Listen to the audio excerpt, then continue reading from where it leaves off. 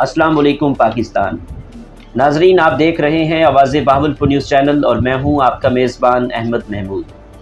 नाजरीन, जैसा कि आप सब जानते हैं कि हम आप लोगों के लिए आज की शख्सियत प्रोग्राम लेकर आया करते हैं। आज मैं आपको जिस शख्सियत का तारुफ़ करवाने जा रहा हूं, आप किसी तारुफ़ के मोहताज नहीं हैं। डायनामिक पर्सनैलिटी हमारे साथ मौजूद हैं, सीनियर कानूनदान। मेरे साथ मौजूद हैं मलिक मोहम्मद सादिक टनर साहब, advocate, supreme court of Pakistan. आज हम इनसे बात करेंगे इनकी प्रोफेशनल लाइफ के हवाले से, पर्सनल लाइफ के हवाले से, सियासत के हवाले से बात करेंगे। और आपने अपने विलेज को लेकर बहुत सारे तरक्याती काम भी किए हैं एज अ कानूनदान। तो आइए इनसे बात करते हैं। अस्सलाम वालेकुम सर। वालेकुम अस्सलाम वरहमतुल्लाहि वबरकातुहू। कैसे हैं आप? अल्लाह का बड़ा करम। सर, अगर हम तालीम के हवाले से बात करें तो मैं ये जानना चाहूँगा कि आपने अपनी इब्तदाई तालीम कहाँ से हासिल की, आपका तालीमी सिलसिला कैसा रहा? जी, मैं आपको बताता हूँ जी। मेरा ताल्लुक़ एक गांव से है जिसका नाम है खानू वाली।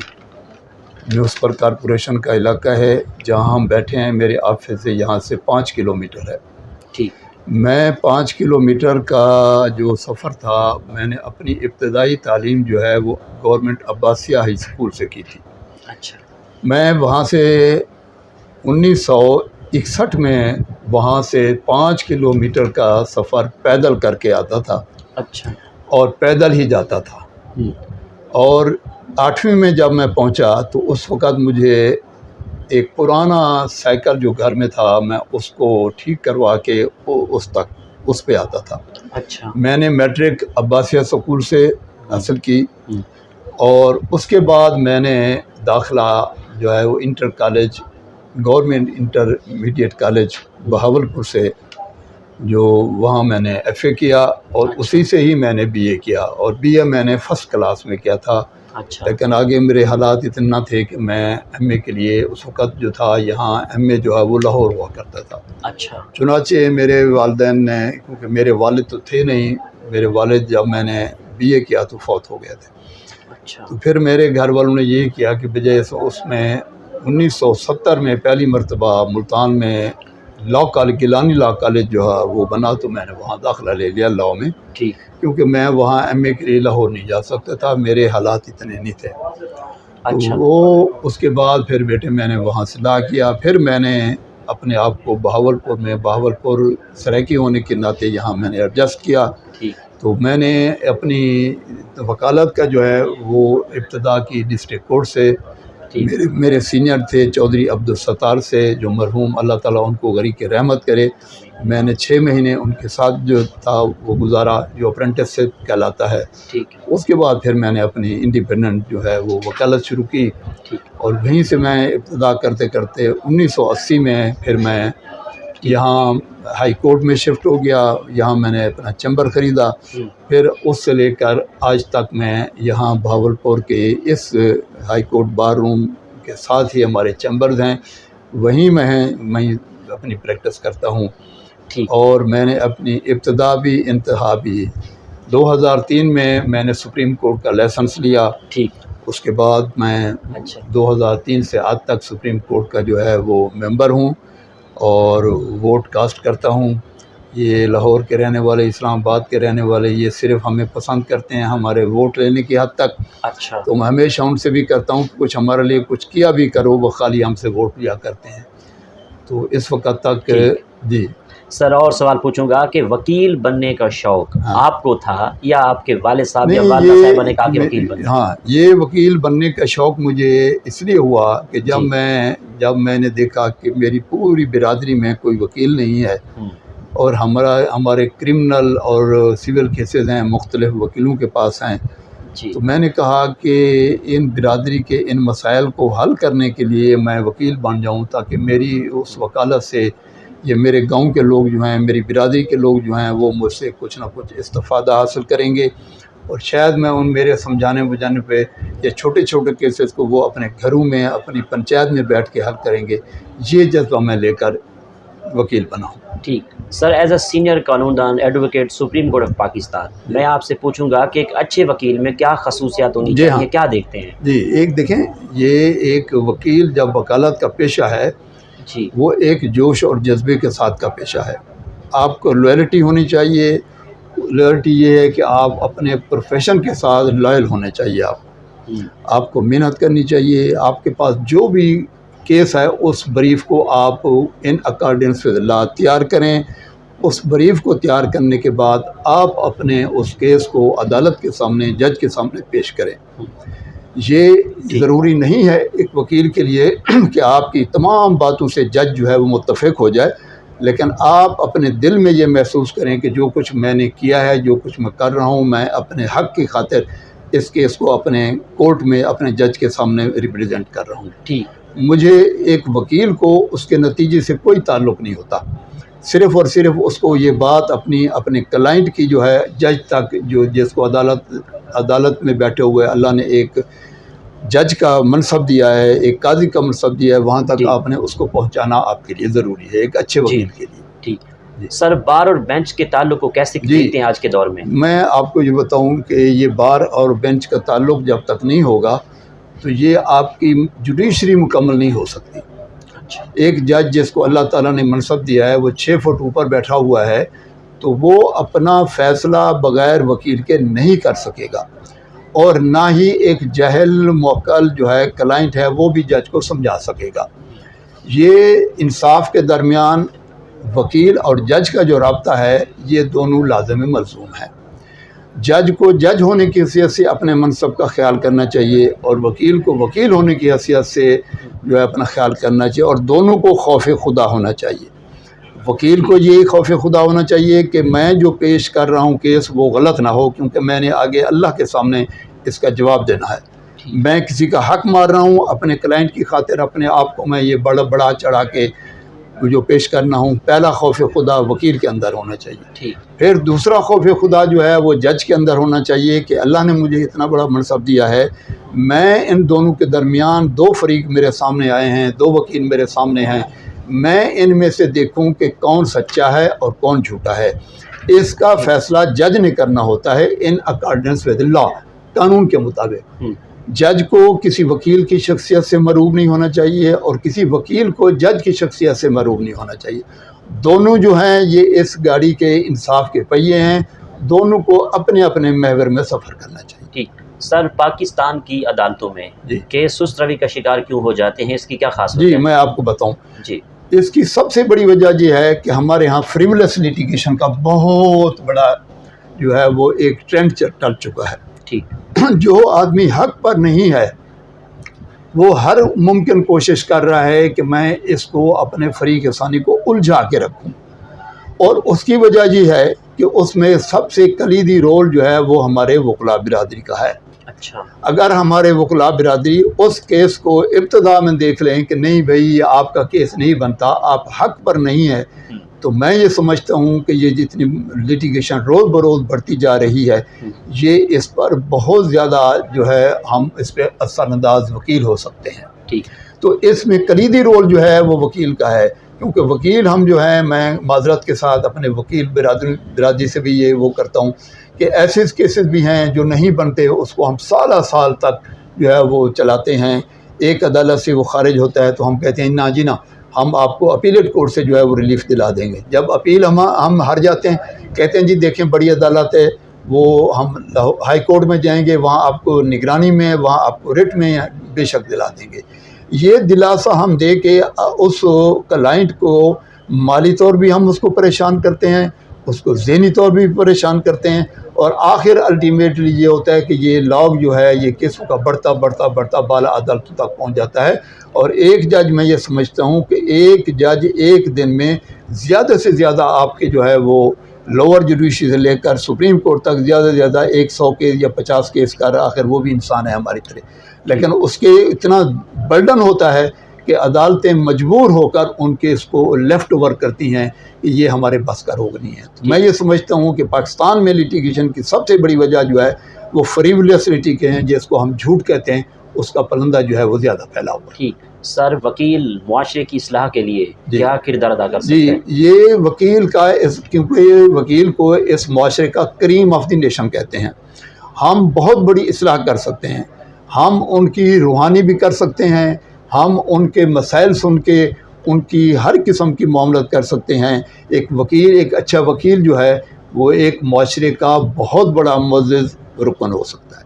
ٹھیک سر، میں پوچھوں گا کہ اپنے علاقے کی ترقی میں کیا کردار ادا آپ نے کیا ایز اے سپریم کورٹ؟ جی، میں اس سوال کا جواب جو ہے بہت ہی گہرا ہے اور بہت ہی لمبا، لیکن میں مختصر کہتا ہوں کہ میں اپنی برادری کا سب سے پہلا وکیل بنا ہوں 1975 میں۔ اچھا، تو میں نے اپنے ذہن میں جب میں نے اپنی برادری کو لڑتے جھگڑتے دیکھا، مختلف وکیلوں کے پاس ان کے کیسز دیکھے، تو میں نے کہا کہ یا اللہ، میں نے یہ کالا کوٹ پہنچا ہے، میں اس سے سب سے زیادہ پہلی جو ہے وہ اپنے علاقے کی بہتری کے لیے کام کروں گا۔ تو اس کے لیے سب سے پہلے میں نے یہ کیا کہ جب میں نے دیکھا 1976-77 میں نے ہوش میں دیکھا کہ میرے گھر کے پاس سے سوئی گیس جو ہے وہ مین اس کی گزر رہی ہوتی ہے۔ پرویز مشرف کے زمانے میں یہاں گورنر پنجاب ہوا کرتے تھے خالد مقبول صاحب۔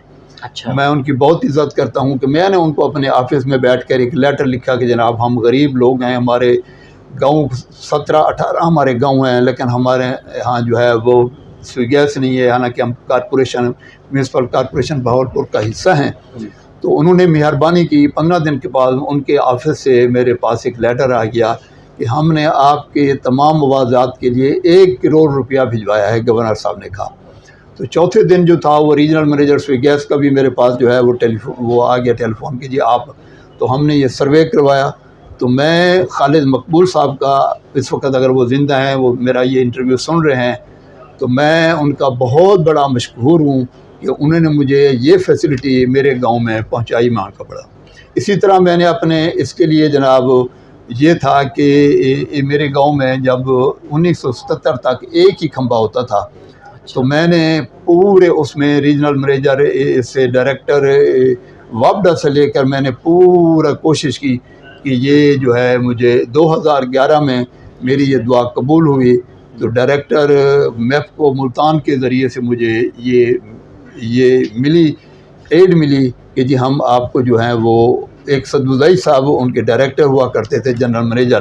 تو میں ان کا بھی بڑا مشکور ہوں، اگر وہ زندہ ہیں میرا انٹرویو سن رہے ہیں، کہ تو انہوں نے مجھے میرے گاؤں کے لیے 11 کھمبے اور ایک ٹرانسفارمر دیا تھا، جو آج میرے پورے گاؤں میں جو ہے وہ لائٹ جو ہے وہ آئی ہے، اور میں ان کا بہت بڑا مشکور ہوں کہ انہوں نے میرے ان مسئلے کو حل کیا تھا۔ ٹھیک سر، بہاولپور کے سیاستدان ایک اسی طرح میرا جو ہے وہ ایک گاؤں کا ایک بہت بڑا مسئلہ تھا، وہ تھا سیوریج کا، کیونکہ میونسپل کارپوریشن کا یہ علاقہ تھا، سیوریج سے محروم تھا۔ پھر میں نے اپنے اس کالے کوٹ کو جو ہے وہ میں نے استعمال کیا، میں نے ایک ریٹ پٹیشن دائر کی، وہ جو لاہور ہائی کورٹ میں جسٹس آج کل چیف جسٹس ہیں محمد امیر بھٹی صاحب کے پاس لگی۔ تو وہ انہوں نے میرے اس مسئلے کو حل کیا۔ تو میں ان کا وہ بیٹھے ہوئے ہیں، میری نظروں میں ان کی بہت بڑی قدر ہے جسٹس امیر بھٹی صاحب کی، کہ اس ریٹ کے ذریعے سے مجھے انہوں نے یہ فیسلٹی دی کہ اس وقت میرا جو گاؤں ہے اس میں تقریباً شہر والی تمام فیسلٹیز پہنچ گئی ہیں، کہ آخری میرا وہ سیوریج کا تھا وہ بھی میرا مسئلہ حل ہو گیا۔ ٹھیک سر، آپ نے ایز اے قانون دان اپنے علاقے کے لیے ڈیولپمنٹ کروائی، جی کبھی جنرل سیاست کا شوق ہوا؟ جی، جنرل سیاست میں وہ یہ ہے کہ ہماری برادری کے ہمارے وہ بھی ایڈوکیٹ ہیں، ملک اقبال چنر صاحب میرے عزیز بھی ہیں، تو وہ سیاست میں بہت جینیس ہیں، ہم ان کا ہمیشہ ساتھ دیتے ہیں اور ساتھ دیتے رہیں گے، نہ صرف اس لیے برادری کے بلکہ وہ پڑھا لکھا ایڈوکیٹ بھی ہے، تو وہ ہمارے مسائل حل کرنے کی پوری کوشش کرتا ہے۔ لیکن میں اپنے علاقے کے مسائل کیونکہ بحیثیت ایک وکیل کے کروا لیتا ہوں، اس لیے وہ مجھ سے خوش ہیں کہ چھوٹے موٹے مسئلوں میں میرا ساتھ دیتے ہیں۔ باقی وہ ہمارے لیے جو ہیں، یہ ہمارا ایک علاقہ ہے باقر پور کا، وہ ان کی کنسٹیٹیونسی ہے، وہاں انہوں نے بہت کام کروایا ہوا ہے درائے ستلج کے پیٹ میں سے ہوتے ہوئے۔ تو میں سیاست میں یہ کہتا ہوں کہ ملک اقبال چنر جب تک ہیں کسی اور کو نہیں آنا چاہیے، اب ان کا بیٹا آ گیا ہے، اس لیے میں یہ نہیں چاہتا کہ میں اپنے بھائی کے مقابلے میں جو ہے وہ پیپر لے کے کھڑا ہو جاؤں، یہ میرے دل کو اچھی نہیں لگتی اور میں مناسب نہیں سمجھتا۔ سر، اور سوال پوچھوں گا کہ بہاولپور کے سیاستدان بہاولپور کی ترقی کے لیے کیا کردار ادا کر رہے ہیں؟ جی، میں یہ کہنے کے لیے تو کہہ دیتا ہوں، لیکن مجھے بڑا دکھ ہوتا ہے۔ مجھے دکھ اس بات کا ہے کہ یہ جن کو ہم اپنے ووٹوں سے وہ M P M N As بناتے ہیں، وہ اس بہاولپور کے لیے کوئی کام نہیں کرتے۔ آج دیکھیں کہ پہلے اس میں سائیکل رکشہ چلتا ہوتا تھا، اس کو مشکل سے ہم نے ختم کروایا خدا کے لیے. پھر آج کل ہمارے لیے ایک 5 سال سے چاند گاڑی جو ہے وہ ایک عذاب بنی ہوئی ہے، جس کے میں نے دروازہ عدالت کا بھی کھٹکھٹایا ہے.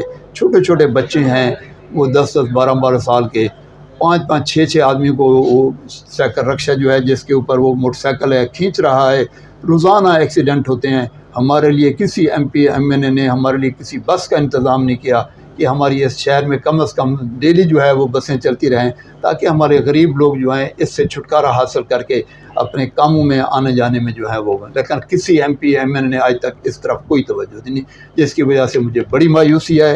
میں اپنے ایم این ایس کا میں کسی کا نام خاص طور پر لینا نہیں چاہتا، لیکن جو بھی آتے ہیں وہ ان ہماری محرومیوں کا جو ہے وہ ازالہ نہیں کرتے. ایک اور میں آپ کو یہ محرومی بھی آج کیونکہ میرا انٹرویو کرنے ہے، میرے دل میں ایک بات چبھ رہی ہے جس کو میں ان قریب عدالت میں لے کے جاؤں گا کہ جب سے یہ نئی گورنمنٹ آئی ہے 2018 میں، تو انہوں نے ہمیں تحفہ دیا یہاں آپ کے یہ ٹریفک سگنل کا. یہ کم و بیش اس وقت بہاولپور میں 13 سگنل لگے ہوئے ہیں، لیکن میں یہ برملا کہتا ہوں کہ آج تک ماں سوائے ایک ٹریفک سگنل جو کہ لائبریری چوک پہ ہے اس کے کوئی بھی ورکنگ آور میں نہیں ہے. میں نے کئی دفعہ ان کو خط بھی لکھا ہے.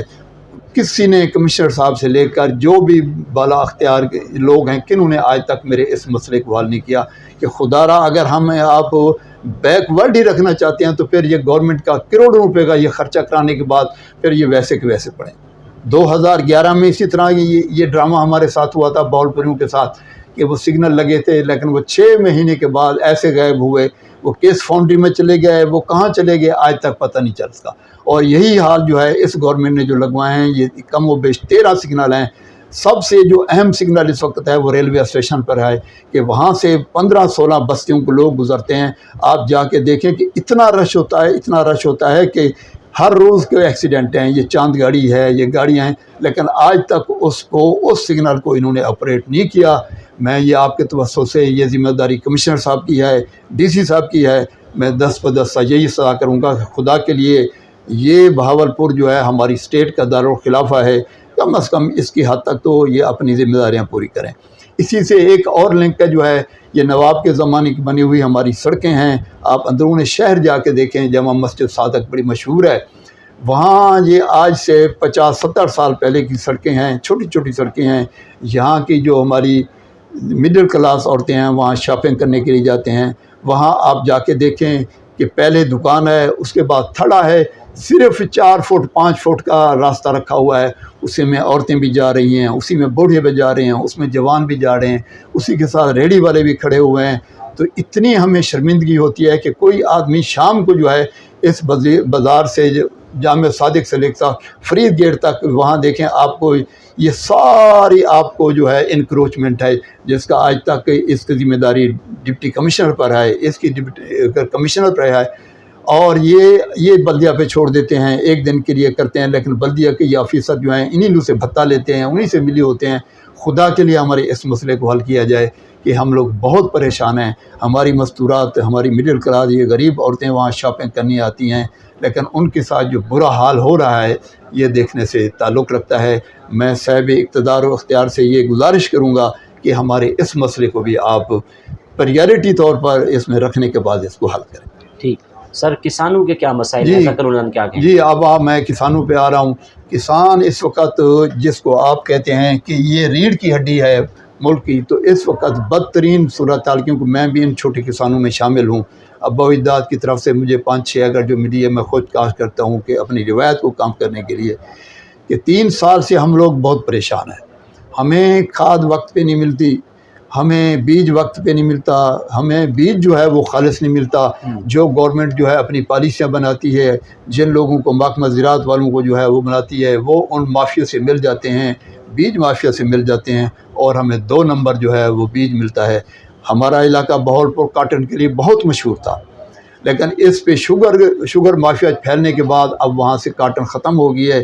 5 سال سے میں خود اپنا تجربہ بتا رہا ہوں کہ 3 سال سے میں نے کاٹن 2-4 ایکڑ کاشت کرتا تھا، وہ میں نے چھوڑ دیا ہے کہ ہمیں کوئی جو ہے وہ بیج نہیں ملتا. ہم لوگ بہت پریشان ہیں.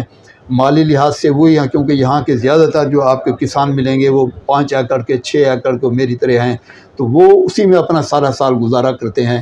ہم لوگ اس وقت سب سے جو ہے اس حکومت میں، ہم کسی حکومت پہ تنقید کرنے کے لیے میں انٹرویو نہیں دے رہا، کہ ہمارے سب سے زیادہ مسئلے جو ہیں وہ اس کا بیج کھاد کا یہ حل کیا جائے۔ اور میں یہ کہوں گا کہ کوئی ایسا ادارہ بنایا جائے ڈپٹی کمشنر کی سربراہی میں، جو ہمیں ہماری وہ لسٹ بنی ہوئے، ہمیں کھاد جو ہے اپنی موجودگی میں ڈپٹی کمشنر صاحب یا اپنے اسسٹنٹ کمشنر کے ذریعے کوئی ہمارا کوئی محروم نہ رہے، ہمیں کھاد اور بیج جو ہے وہ وقت پر سپلائی کرا دی جائے۔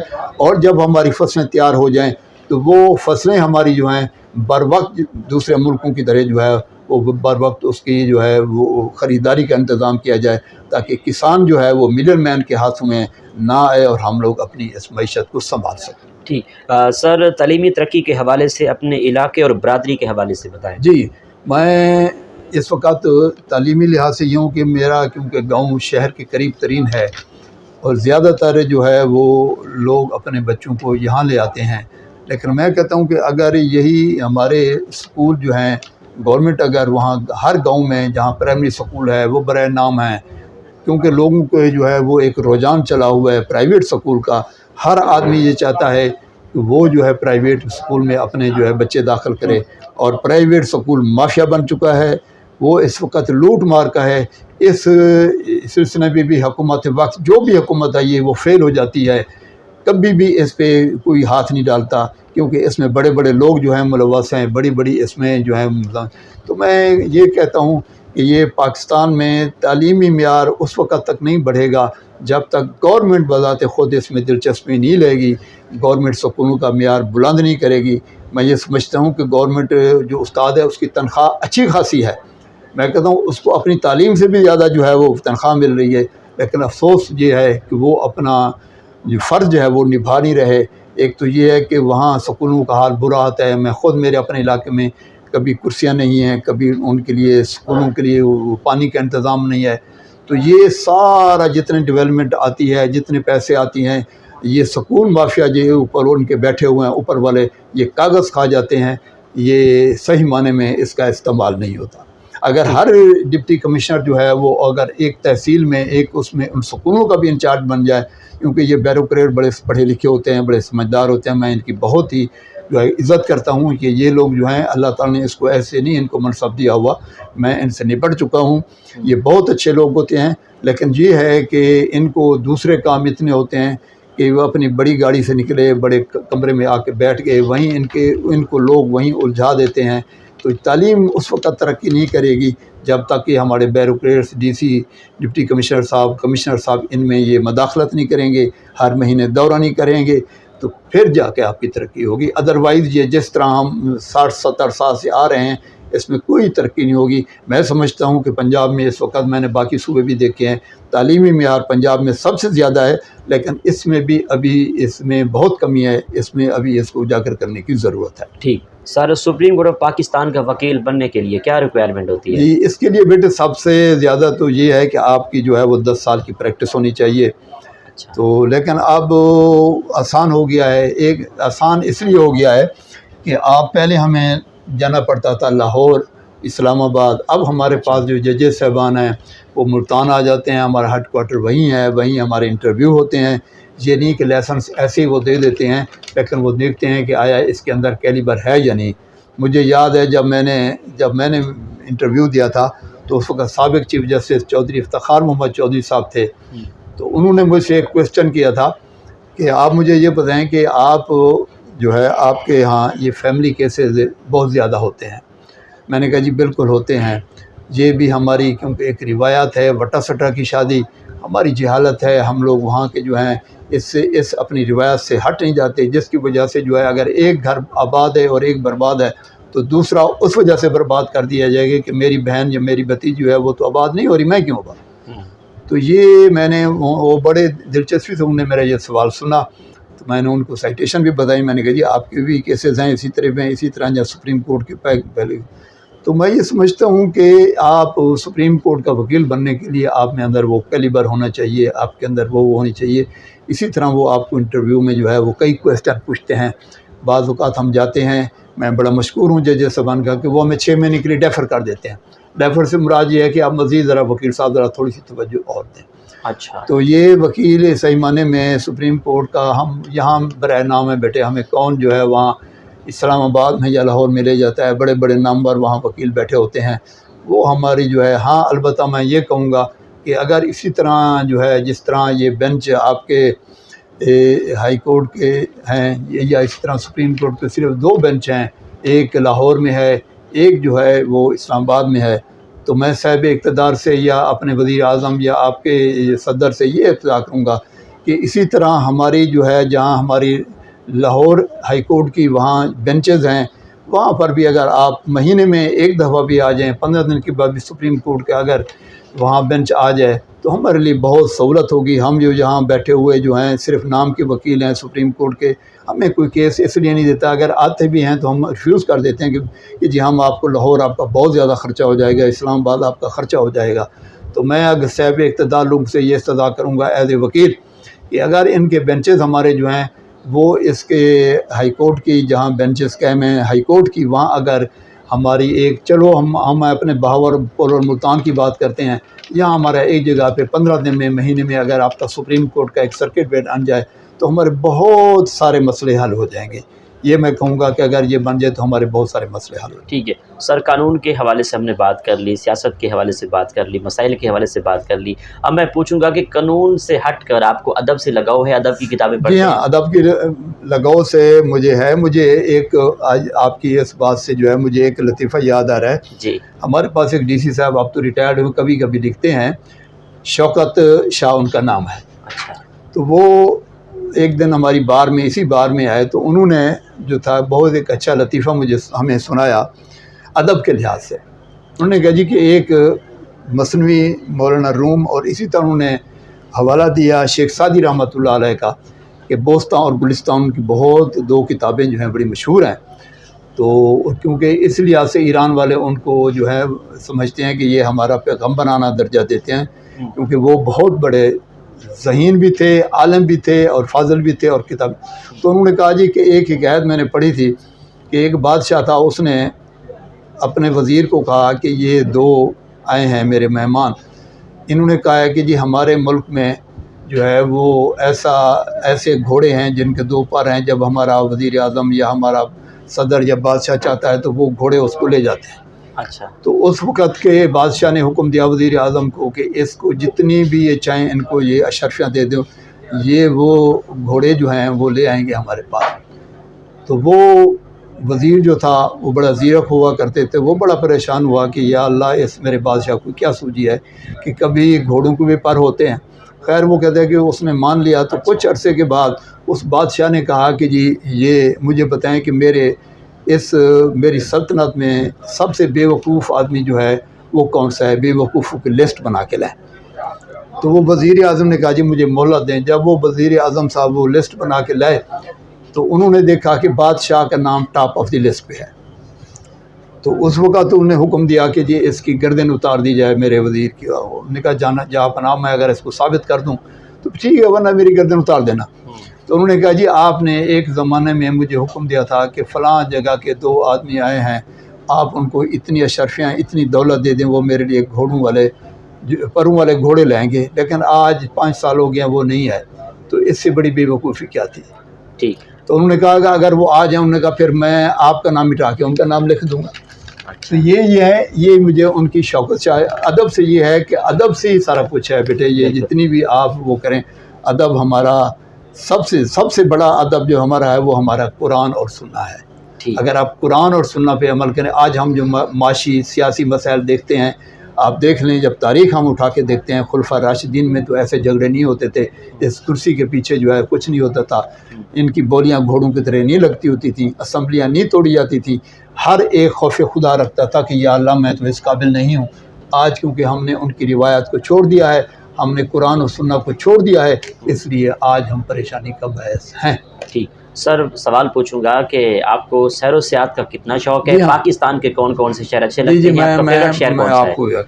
میں آپ کو اس پہ بھی ایک بڑا ہے کیونکہ میرے 5 بیٹے ہیں، اچھا اور 4 میرے فارنر ہیں، 2 رہتے ہیں آسٹریلیا میں، اچھا 2 رہتے ہیں ناروے میں۔ اچھا تو میں 6 مہینے آسٹریلیا رہ کے آیا ہوں، میں نے وہاں کی ثقافت دیکھی ہے، وہاں اچھا میں نے سیر و سیاحت کی ہے۔ اچھا لیکن میں آپ کو جو ایک بات بتانے لگا ہوں، کیونکہ میں وہاں I have live there for 6 months، اچھا میں کہتا ہوں کہ جتنا خوبصورت ہمارا پاکستان ہے، اس کے مقابلے میں دنیا کا کوئی ملک نہیں ہے۔ ماشاء اس لیے سے کہ اللہ تعالیٰ نے ہمیں جو فروٹ دیا ہے، میں 6 مہینے رہ کے آتا ہوں، وہ کوانٹٹی میں تو زیادہ ہیں لیکن کوالٹی میں ہمارا فروٹ کا مقابلہ نہیں کر سکتے۔ میں نے 5 قسم کے وہاں سیب دیکھے ہیں، 5 قسم کے انگور دیکھے ہیں، لیکن ان میں وہ مٹھاس وہ نہیں لذت نہیں ہے جو ہمارے سندھ خانی میں ہے، جو ہمارے یہ علاقہ جات جو ہیں ٹھنڈے علاقے کے جو آتا ہے فروٹ اس میں ہے۔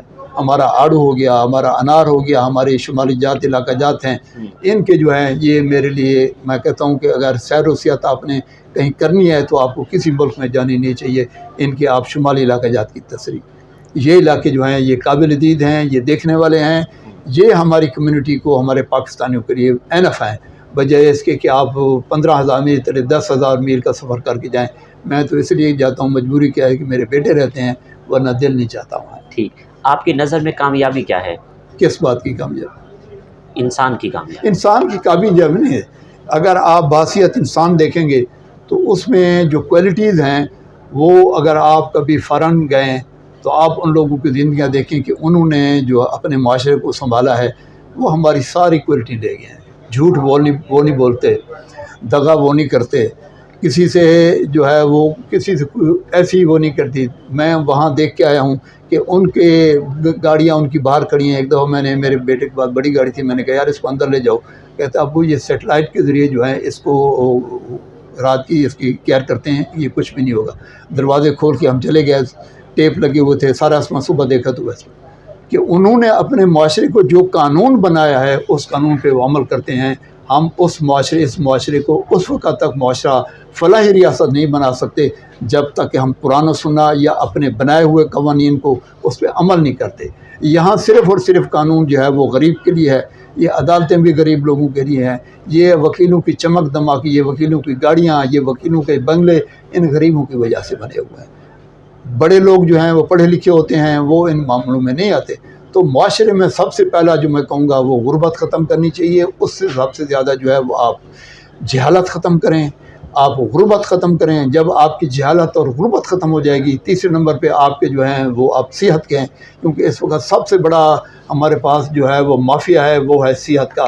جس ڈاکٹر نے اپنے ساتھ FCPS لکھ لیا ہے، اس کی چاندی ہو گیا ہے، وہ بوریاں بھر رہے ہیں، اور غریب آدمی شام کو دیکھیں ان کے جو ہے بنگلے، ان کی پرائیویٹ ہسپتال جو ہے وہ شاپنگ سینٹر بنے ہوتے ہیں۔ باہر ایک غریب آدمی جو ہے اپنے بیٹے کو بھی ساتھ بیٹھ کے وہ پلا رہا ہوتا ہے دودھ، اور ساتھ میلے کپڑوں کے ساتھ 2,000-1,500 روپے اس کی جیب میں ہوتا ہے کہ ابھی میں ڈاکٹر صاحب کو دوں گا۔ تو خدا کے لیے یہ وقتی حکومت جو ہے، یہ ہمارے 3 مسائل اگر ہم یہ حل کر دیں تو میں کہتا ہوں کہ تعلیم، جہالت ختم ہو جائے گی، ہمارے بچے باہر نہیں جائیں گے، ہمارا معاشرہ ایک صحت مند معاشرہ ہوگا، ہم سے لیٹیگیشن ختم ہو جائے گی، ہم فلاحی ریاست بن جائیں گے۔ سر پوچھوں گا کہ آپ کو غصہ آتا ہے اور غصے پہ کیسے قابو کرتے ہیں؟ جی ہاں، آپ وہ غصہ ہر ایک کو آتا ہے۔ میں اپنے خاندان میں مشہور ہوں کہ مجھے غصہ نہیں آتا، کیونکہ میں جو ہے اکثر یہ کہتا ہوں، کیونکہ میری بیوی جو ہے وہ بڑی غصے والی ہے، میں بھی اس کو ٹھنڈا کر دیتا ہوں۔ میرے بیٹے بھی جو ہے میری اس پہ ہیں کہ ہم ایک بات کو غصہ کبھی آتا بھی ہے تو میں نے رسول اکرم صلی اللہ علیہ وسلم کی اس حدیث پہ کہ ٹھنڈا پانی پی لیں، یا آپ کھڑے ہیں تو بیٹھ جائیں، جو بیٹھے ہیں تو لیٹ جائیں۔ اگر ہم اسلامی تعلیمات پر، میں نے، اگر آپ نے یہ کویسچن پوچھا ہے تو میں نے اس کا تجربہ کیا ہوا ہے۔ اچھا، یہ اس حدیث پہ میں نے عمل کیا ہے، اس لیے میں اپنی برادری میں، اپنے وکیلوں میں، اپنے میں مشہور ہوں کہ مجھے زیادہ غصہ نہیں آتا۔ ٹھیک سر، کھانوں کے حوالے سے بات کروں تو کھانوں میں کیا کیا پسند ہے؟ فیوریٹ ڈش کون سی ہے آپ کی؟ دیکھیں جی، میں ایک دیہاتی آدمی ہوں، اور دیہاتی آدمی کے لیے کوئی فیوریٹ ڈش نہیں ہوتی، ہم سادہ غذا کھانے والے لوگ ہیں، اور ہم یہ دودھ اور یہ لسی اور ان پہ پلے ہوئے لوگ ہیں۔ اور آج بھی میں اپنے شہر میں، حالانکہ میں شہر آ گیا ہوں مجھے 35 سال سے، لیکن میں نے آج بھی اپنی روایات جو ہے وہ رکھی ہوئی ہے۔ گھر میں نے دیسی مرغیاں پالی ہوئے ہیں شہر میں رہتے ہوئی، اور خاص طور پر میں اپنی زمینوں میں ساگ اگاتا ہوں، وہاں میں نے 10 مرلے چھوڑے ہوئے ہیں، وہاں آرگینک میں اپنی سبزیاں اگاتا ہوں۔ آج بھی مجھے اس سے لو ہے، اس بریلر مرغی سے یا اس گوشت سے، اس سے بہتر ہے کہ آپ جو ہیں اپنے یہ ان چیزوں پہ آ جائیں، اپنی روایت پہ آ جائیں۔ تو میں سمجھتا ہوں کہ آج تک مجھے کوئی ایسی بیماری نہیں لگی کہ جس کو جب بھی میں جو ہے وہ شوگر بھی مجھے اس لیے ہوگی کہ میرے بیٹے باہر رہتے ہیں، میں ہر وقت پریشان رہتا ہوں، خدا کے لیے پتہ نہیں کوئی ایسی کال نہ آ جائے، ادروائز مجھے کوئی بیماری نہیں ہے۔ ڈاکٹر میں جب بھی چیک کرواتا ہوں، میرے بیٹے ہمیشہ سال میں میری چیکنگ کرواتے ہیں، بالکل ٹھیک ہوتا ہوں۔ 5 وقت کی میں نمازی ہوں، میں 12 سال سے تھا، میں نماز پڑھنے میں، میرا والد بھی نمازی تھا، میرے بیٹے بھی ہیں، تو اس لیے اللہ کی طرف سے مجھے یہ ہے کہ مجھے آج تک کوئی ایسی مصیبت نہیں آئی، کوئی ایسی پریشانی نہیں آئی، میری اتنی پریکٹس بھی نہیں ہے، میں پھر بھی مجھے اللہ نے سب وکیلوں کے برابر رکھا ہوا ہے۔ ٹھیک سر، آپ کی آئیڈیل پرسنالٹی کون ہے؟ کس لحاظ سے؟ دنیاوی لحاظ سے، دینی لحاظ سے تو حضرت محمد صلی اللہ علیہ وسلم ہے۔ جی، دنیاوی لحاظ سے میرے لیے وہ معزز ہے، میرے لیے وہ شخصیت ہے جو میرا سیاسی لیڈر بھی ہو تو وہ عوام کے لیے کام کرے، اگر روحانی بھی ہو تو کم از کم ہمیں مسلکوں سے ہٹائے، ہمیں جو ہے اس میں نہ الجھائے کہ فلاں کافر، فلاں مسلک والا، فلاں مسجد والا، میں اس کا قائل نہیں ہوں۔ میں کسی کا نام نہیں لوں گا کہ میں کسی کا نام لے کے کہ وہ فلاں مسلک سے ہے میں اس کو پسند کرتا ہوں۔ میں کہتا ہوں کہ مولوی کو اپنا کردار ادا کرنا چاہیے، ایک عالم کو اپنا کردار ادا کرنا چاہیے، ایک وکیل کو اپنا کردار ادا کرنا، ایک بہترین معاشرے کے لیے ہر ایک کو اللہ نے جتنی استطاعت جس فیلڈ میں رکھا ہے وہ اگر اپنی ایمانداری سے وہ کام کرے گا تو میں سمجھتا ہوں کہ ایک ایسا معاشرہ وجود میں آ جائے گا جو کہ آئیڈیل معاشرہ ہوگا۔ ہم ریاست مدینہ کی رٹ لگانے کی ہمیں ضرورت ہی نہیں پڑے گی، ہم سیاسی لوگوں کی باتوں سے یہ نہیں کہ ریاست مدینہ بنانا چاہتے ہیں، اللہ کرے ہمارا ملک ریاست مدینہ بن جائے، اللہ تعالیٰ اس سابق وزیر اعظم کی اس بات کو اللہ قبول کر لے، لیکن یہ صرف زبان کی حد تک نہیں ہونا چاہیے، وہ ہوتا ہے عمل۔ جب تک ہمارے ہاں عمل نہیں آئے گا، اس قول اور فعل سے فرق جب ختم نہیں ہوگا، وہ اس وقت تک ایک معاشرہ فلاحی ریاست نہیں۔ ٹھیک ہے سر، آخر میں سننے والوں کو، دیکھنے والوں کو، وکلا برادری کو ایز اے سینئر قانون دان، جی میں آپ برادری کو یہی کہوں گا کہ خدا کے لیے جو اس وقت ہماری عدالتوں پہ بوجھ بنا ہوا ہے لیٹیگیشن کا، یہ ہمارے 20 سال سے ہم کسی وکیل کو، ہم کسی کلائنٹ کو جو ہے وہ ریلیف نہیں دلا سکتے، خدا کے لیے آپ صرف وہ کیس لیا کریں جو حق اللہ ہوں، حق والے کلائنٹ کا کیس لیا کریں تاکہ عدالتوں سے جو ہے یہ برڈن ختم ہو۔ عدالتوں کا یہ کہنا کہ جناب ہم پہ بہت بڑا برڈن ہے، اس کو ختم ہونا چاہیے۔ اگر عدالتیں میں کسی کی فیور نہیں کروں گا، نہ ہی میرا کوئی فیوریٹ کوئی جج ہے، نہ میں عدالتیں اس لیے جو ہے وہ بعض اوقات سینئر وکیلوں سے ڈرتی ہیں کہ جی میں اگر کر دیا خدا نخواستہ یہ کہیں گے کہ مجھے سنا نہیں ہے۔ عدالتوں میں بہت رش پڑا ہوا ہے، عدالتوں پہ بھی بہت وہ ہے، کچھ ہم نازک ہیں، کچھ وہ نازک بن جاتے ہیں، اس لیے جو ہے کچھ وہ نہیں وہ کرتے، کچھ ہم ابتدا ہم سے ہوتی ہے۔ میں وکلا برادری سے یہی کہوں گا کہ آپ اپنے بریف کو تیار کر کے لیا کریں، آپ اس کو جتنا ممکن ہو سکے اس بیگ لاگ کو ہم ختم کریں تاکہ عدالتوں سے جو ہمارا جو یہ بوجھ جو ہے ہم لوگوں کو ریلیف دیں وہ ختم ہو۔ جی سر، تھینک یو ویری مچ، آپ سے بات کر کے بہت اچھا لگا، تھینک یو۔ جی تو ناظرین، آپ نے آج کی شخصیت پروگرام سنا، ایک نئے پروگرام میں ملاقات ہوگی، تب تک اللہ حافظ، اللہ نگہبان، پاکستان زندہ باد۔